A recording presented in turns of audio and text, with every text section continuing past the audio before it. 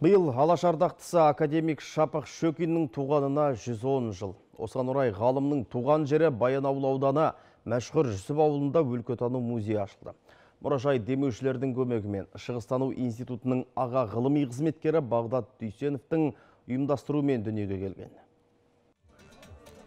Қазақ энергетика ғылымының атасы Шапық Шөкин атындағы өлкетану музейін ашуға дайындық 3 жыл бойы жүргізілді. Естелік ордасының салтанатты ашылуына академиктің ұрпақтары ел сүйер ағайын алыс жақыннан жиналды. Көптен күткен қуаныш қара өлеңнің қуатымен басталды. Өңірдің мәртебесі абыройы, көңілдің бір гүлденді бақар бағы. Ақталды академик әулетінен Бағдат балларыңның баталғаны. Игілікті іс болды бұл мұражай, Шапықтың есімімен аталғаны.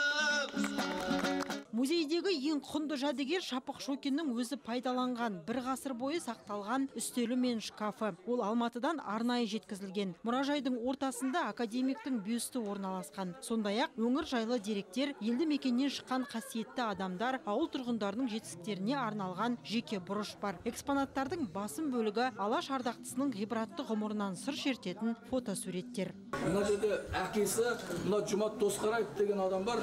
Ағайыны сол Жұмат атамыз, Шапық атамызға мына әкеңнің суреті деп көрсетіп кеткен екен. Сондықтан Шапық атамыздың өзін жазып кеткен қолтаңбасы бар, мына әкемнің суреті деп Жұмат Досқараев айтты деп.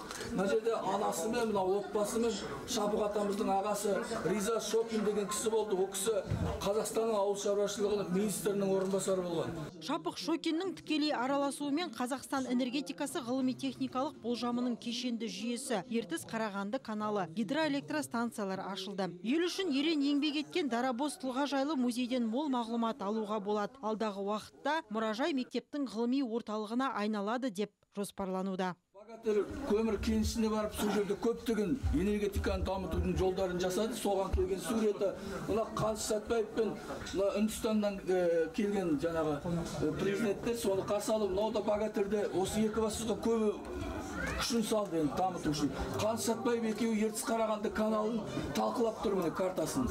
Сол каналдың авторы ғылыми проектісін жасаған Ертіс Қарағандының Шапық Шөкин атамыз. Бірақ оған ақша бөлдіріп, Москвадан барып, КСРОдан жолын ашып берген Қаныш Сәтбаев атамыз. Ғалымға есім беріп, кейін оқуға аттанарда ақ батасымен жолын ашқан мәшһүр Жүсіп Көпейұлы. Тойға жиналғандар әулиенің аруағына құран бағыштап тәуетті. Музейдің ашылуы ғұлама ғалым Ерен энергетик елінде атты конференцияға ұласты. Шараға академиктің қызы келді. Он очень любил эту землю.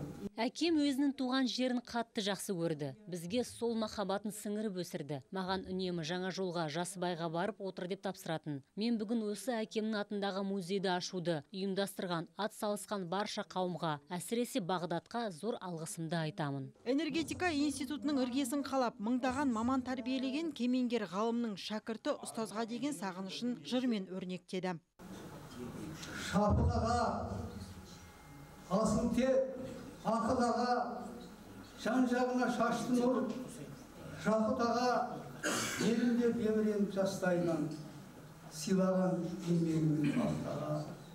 Шапық аға, бақадыр, батыр аға, шапағынсыз арай таң атырама. Дүниеден озғанда шайқалып тау, тебіреніп тас, егіліп жатырана. Шара соңында Шапық Шөкиннің рухына құран бағышталып ас берілді. Гүлсара Мәлікова, Ертіс Ақпарат, Баянауыл ауданынан.